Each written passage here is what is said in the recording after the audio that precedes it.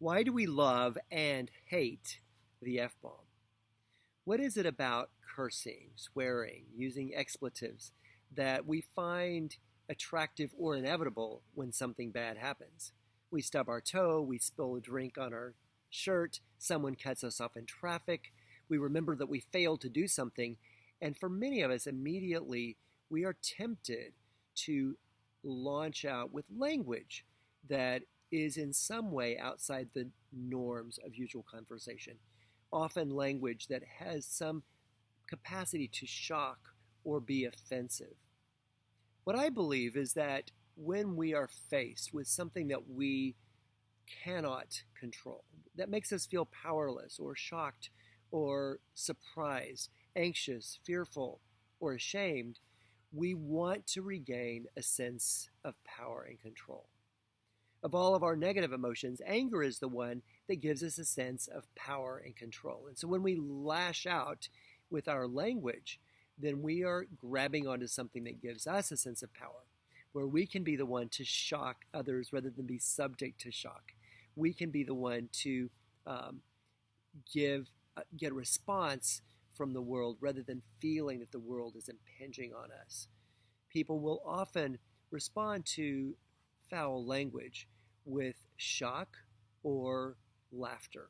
Either way, we have a sense of control that overrides the disappointment, the hurt, the frustration, the sadness, the negative feelings that are more vulnerable can easily be eclipsed by those powerful negative emotions of anger and lashing out.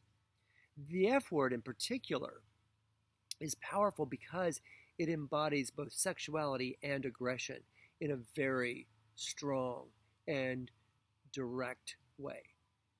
For many years, it was a word that was barely spoken in polite society. But in recent years, it has become increasingly a part of the vocabulary of many people. And there's a reason. When we use it and other strong language, we get a little burst of dopamine. We get a little bit of relief from our negative feelings when we launch them out in language or in our behavior.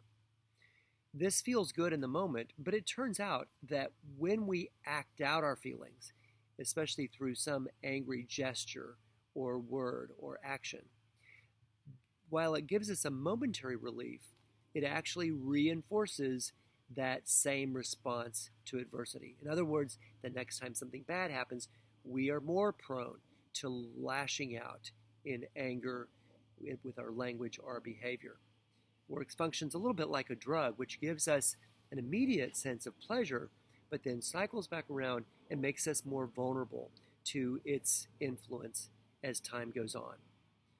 Therefore, there's a great reason to learn restraint when it comes to anger.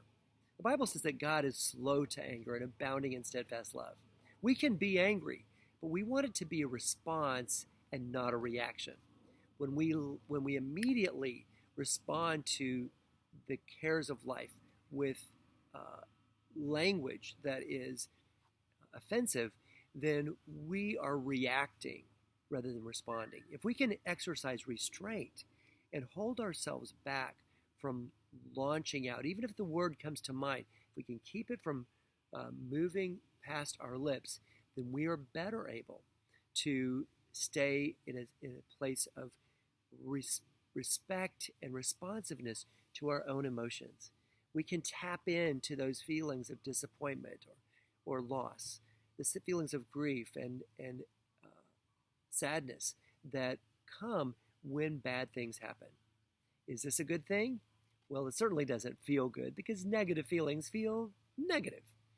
But it turns out that Jesus encourages us to mourn. He says, "Blessed are those who mourn, for they will be comforted."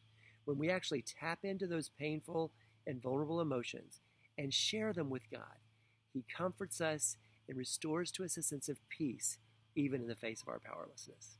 Join me today in learning restraint rather than reactivity, and learning to respond to life in a way that honors your commitment to growing into the character of God.